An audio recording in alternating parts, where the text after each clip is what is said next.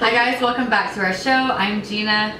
And I'm Allie. And today is episode 5. We're going to be talking about bikini prep expectations with social life. Ooh, yeah. So this is something interesting. I think a lot of people already have a general idea that they're not going to be quite as a social butterfly. Yeah. But we're going to talk about some details, some things you might not know. One thing that becomes an issue is being able to control yourself when you're on prep. And that has to do with, like, you know, even the food you eat at home, but really when it comes to social situations, like, are you going to a dinner party? Are you going to a football game? Do you have a concert? Do you have to go out to dinner? Oh yeah, holidays. Thanksgiving, holidays, anniversaries, your best friend's birthday, your best friend's wedding shower, or anything. Mm-hmm. So we definitely have different personalities when it comes to social and how much we can handle. Sometimes I think I can handle more than I can, and even if I do well handling it, my body doesn't handle it. So kind of like learning your limits and also understanding like who you are as a person and knowing like what you can and can't do. Like for me personally,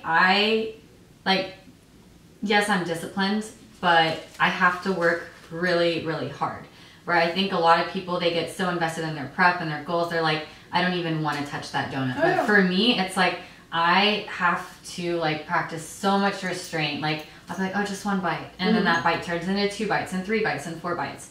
Or like, you know, in the past, I'll be invited to lunch with my sister. I was like, oh yeah, I'll go. I'll pack my chicken salad. So I packed my chicken salad. We'd go to a restaurant at the beach. And I was like, I'm just going to order a side of fries. And it was like $5. And then I was like, but the kids' meal chicken strips is only $6. So I'll just have one chicken strip and a couple fries. And then I'll give it away. Yep.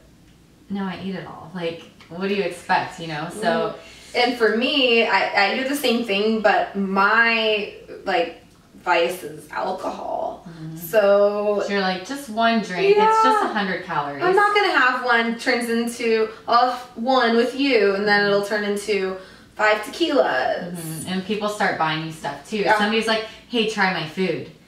It's like a key lime pie is my favorite thing. So, you know, my sister's like, hey, try this key lime pie. And I'm like, okay, one bite won't hurt me. I take one bite and it ends up being half the pie. So I think Allie's like better at social situations. Like she can go and restrain herself more and like be more disciplined. But for me, like I just suck at that. So I get to the point where I stop hanging out with people if it involves food. If I can't go to restaurants, I can't go to social events, family events. I can go to the bars and drink water. I'll be fine at the bars. But like any place that has food or like people are ordering food, it's off limits for me. Yeah, and you have to know that this is super common. And even though like I'm pretty decent at it, like I know sometimes I can't do it. And I know when I'm feeling like that. And you have to be willing to give those things up to do prep. So even if you have really good control, like some of my clients who literally eat rice and ground beef every day and don't care, it comes down to what can your body control. You know, you're already sore, you're already tired. Is it really smart to go stomp it out on the dance floor for 4 hours? Oh yeah, no, we went to see Carnage. This was like, we were both prepping and we're like, oh yeah, we're gonna burn calories. We're just gonna drink water. Like, and we did. We burned calories. Yeah. We drank water. We didn't go off our diets.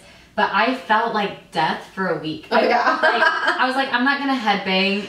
And then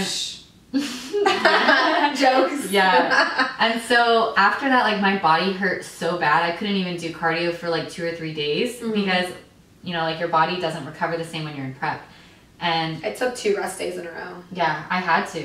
And then I was like, Allie, we can't do this anymore. Like, so we had to stop. And it was in the middle of summer and, you know, we always hang out, but we were hanging out doing, you know, work type stuff, just working out, and we needed some fun in our lives. Yeah. Too bad. Yeah. Just kidding. So if you are going to pick something, I suggest picking something that's a lot more low key, like go to an orchestra, go to a movie. I said Monopoly. Monopoly, yes. Well, dinner parties without the food, lock the cabinets. Yeah, there you go. That would be a fun one. So social life, you definitely have to expect to kind of like, unless you're just really disciplined, which is not most of us, you just kind of have to understand that your social life is just going to kind of diminish. And speaking of that, relationships. Going into relationships. Whenever you stop hanging out with those people, what happens to your relationships? So that would start out with friends. We can talk about like significant others and stuff, but like there's a lot of people that I was friends with, but I wasn't super close with. But when we hung out, we'd go to the movies, we'd go to dinner, we'd go drinking, and that was like, it's an icebreaker when there's food or alcohol. And then whenever I can't do those things anymore, we just stopped hanging out. Yeah, So because you don't want to stress yourself out. Like, you know your limits, and some friends don't understand. Yeah, and they want to push it on you. Or they think this is just a phase. Like, I know when I get to that mental point where being around it, I can't do it anymore. So you lose friends. You do. Or you distance yourself from friends. That like inevitably happens. Yeah, and some friends can handle it. They understand that people have like their own goals, but some people don't. And some people don't understand prep at all in the first place, or like why we're doing this, and they just think that we're crazy or just stupid. So that also can be an issue. I get asked a lot when I'm quitting. Like what? I'm like, dude, this is just the beginning. Like 10 Not years? till I start winning some titles. Right? Come on. Give me like 10 years and then I'll think about it. Yeah. But then like with close friends. So I'll tell a story and then I'll stop rambling. Allie can talk. But yeah, you're good. So this was my first prep, and I had roommates, and they were like my best friends. And we would butt heads over like cleaning and little stuff like that. I felt like we were still good at like keeping the relationship strong. When I went into prep, I was exhausted. I was waking up at 7, 8 in the morning to like on the weekends to go work, and then I would come home, do my lift, do my cardio. And on the weekends they like to drink and throwing ragers. Yeah, that's the issue. It's not like they would like go drink and then come back loud. They would bring the party to our house. So it would be 2 in the morning, 3 in the morning after the bars shut down, and there'd be 10 people in our living room, like obliterately drunk. And I'm in my bedroom trying to sleep with earplugs, and I still couldn't sleep. I would go crazy. And the tension just keeps building up and building up and building up. And I mean, I'm not friends with them anymore. Like, long story short, there was like other things that came into play, of course, but like they didn't respect my life, and like there was just not that understanding. So some people just don't have that empathy. They can't put themselves in your shoes. They don't know what you're going through. And if they don't like respect your boundaries, then your relationships start like falling apart. It's the whole thing when people blame you because they say you've changed. Change is inevitable, and change is a good thing. So don't ever feel guilty about that, and especially changing for something that's bettering yourself. Like staying out and drinking all night, I'm not gonna hate on it because I love doing it too. But like, we have goals, and there's nothing wrong with having a good goal. Exactly. So friendships are going to change, and then relationships are going to get strained at times. So a little story with me and like relationships. Michael and I have been together since I was 17, so it's been 11 years coming up in January. So we've grown together, and we've been with each other through a lot of dumb things. But when it comes down to prep, my first year, he was really supportive. He didn't really understand it, but he was good at it. My second year, I started traveling more. I started becoming a little bit more crazy. Like some of my friends were like, "Allison, you're a bitch," blah blah blah. You kind of. Yeah, but that's another thing. Like the beginning, you don't know how to handle some of the emotions that you're starting to feel, and it's a learning process. That's it at the end of the day. And so I was still processing my feelings, if that's a nice way to put it. Processing. And Michael and I got a little bit more distant, and I didn't even realize we were having relationship problems until one of us started acting out in different ways, and it was bad. Like, we didn't almost break up or anything, but like really serious fights and issues with a relationship that had a very solid foundation. And part of that's because like whenever imagine when you're hangry because you haven't had lunch. Now imagine being hangry for 3 months straight. Oh yeah. So it's like part of it could be because they don't understand, but I feel like most of it comes from you. It does come from because you wanting to do something that you can't do. That's frustrating. Well, you lose your patience. Yeah. Like you lose your patience like with everything. Yeah. Like you just snap so much easier. The majority of people. There's a few people that like keep their cool, but I don't know what kind of meditating they're doing. I have some really zen clients, and I envy them. For me, I will start crying at the drop of a dime if it's a freaking minute past 3 hours of not eating. Like, I mean, like, I don't even have to look at a clock. I know the second I get that feeling, if I don't eat within 30 minutes, it's going down. And all my friends back home know, they joke about it. Michael knows, he does not joke about it. he gets like a blunt end of that. Yeah. I've cried at the restaurants, I've cried at the gym, I've cried in the back of the car, I've cried with my family on vacations. Like, it hits you, so being prepared, I guess, is the best thing you can do. But other than that, be aware that you're gonna look like a psychopath sometimes. You're kind of like, I feel like whatever like emotions or personality you have, it's just kind of like amplified. Yep. So if she's like a little bit emotional normally, she's really emotional during prep. I'm not a crier. Like, I think I maybe cried once during prep because I was meal prepping and dropped the whole pan of chicken on the floor. I feel like I would probably cry, like, not in prep for that. But for me, I'm a very confrontational person, and like, I get angry kind of easily. And so when I'm in prep, like normally off season, like, I get confrontational, but I'm like polite about it. If I'm in prep, I go off. Like, I am so unreasonable. I just get heated, and like my face turns red and I start sweating. Like, it's like a cartoon. And you don't even know how to respond anymore. It's like you're just like it's just like so much emotion. Yeah. So same thing with like road rage. Like, off season, I drive like a grandma. Like, people make fun of me for how cautious I drive. And then during prep, I'm like honking. I honk my horn at least like 3 times a day. I'll like roll down my window and be like, fuck you. Gotta let people know when they're being stupid. Yeah. Honestly. Well, when your fuse is this low. Yeah, that's what happens. Like, your fuse, like, throughout prep just goes. It really does. Yeah. And even if you're having like a really good day, the snap of a finger, mood swings. Oh my god. They're common, like really common. It's like period mood swings, but all the time. Oh. Worse. Yeah. Worse. I'm not even bad during my period. I'm not either. During prep, it's pretty rough. It's rough. Super rough. Mm-hmm. Going back to like, because you talked about you and Michael. Yeah. Oh yeah. So me and Justin, like, we have like our things that we disagree about. We're not really like the couple that argues like at each other. Like, we usually, I mean, we have issues, but we talk it out. But during prep, it was just less and less talking. So we would get annoyed with each other, and then we'd both be silent. And then there was just like this more and more distance. There's more and more distance. Like, I'd be in my bedroom, or I'd go to sleep before him. That's what I was going to say. Know. So we've been together like going on 4 years. And there was one night, and we weren't even mad at each other. Like, there was no tension. That we were just exhausted and just tired, and I slept on the couch. Yeah. Like, for no reason. Yeah, weird stuff like that. Yeah, and I was just like, I don't want to be around anyone. I don't want to touch the dogs. I don't want to touch Justin. Oh, yeah. And like, imagine if, like, luckily Justin was on prep too. But imagine if he wasn't, and then your significant other just starts sleeping on the couch.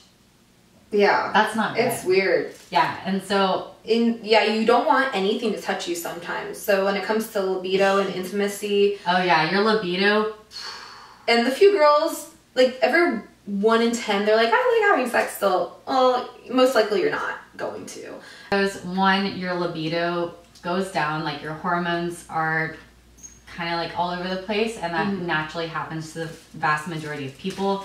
Unless you just don't get lean enough, then you might, your libido might be fine. But if you're actually getting down to the percent of body fat that you should be at to do well, it's going to go down naturally. Yeah. So that's 1. 2, sometimes you just don't want to be touched. You really don't. I'm like, it doesn't matter if it's like a hug, if it's your significant other, a friend, like, and sometimes just like, get off me. Like, you just get so, ugh. Yeah, you feel like you're always like, what's the word? Like, anxiety. Yeah. Like, it's just like anxiety. Like, you're claustrophobic of like the air. Like, literally the room, you're like, oh. It's painful. So that, and then the last thing is like, your body is so sore. You're like, sex just sounds like another cardio session. Or like, yeah, like, you can't even move when you get into bed at night. If you're working out really hard, you lay down and you're like, I'm like, I just did an hour and a half of cardio. I just lifted for an hour, posed, stretched, did my vacuums. Yeah. I can barely walk, and you're trying to have sex with me? Yeah. No. Like, get off. It's not even an option. No. So it's like, of course, like your partner, if they understand that's amazing. But if your partner is not in the fitness industry, they've never prepped, they just maybe don't understand the whole lifestyle, what you're going through, your relationship can really be put like under strain. Mm-hmm. So it's something you really want to expect and like prepare for. And if you do have a significant other, maybe like talk to them beforehand. Yeah, because these are all mm-hmm. symptoms of prep. Make them watch this video. Yeah. And then like it and subscribe. Yes. Yes. Oh man, I was thinking about something I totally spaced. Oh, well, so I guess some tips maybe for keeping a social life and keeping a healthy relationship. I don't know, we could just start tossing them out if we have any. Yeah, just like random helpful tips and tricks. Yeah, so besides like, you know, sharing information with them before you start a prep and setting up expectations with your relationships.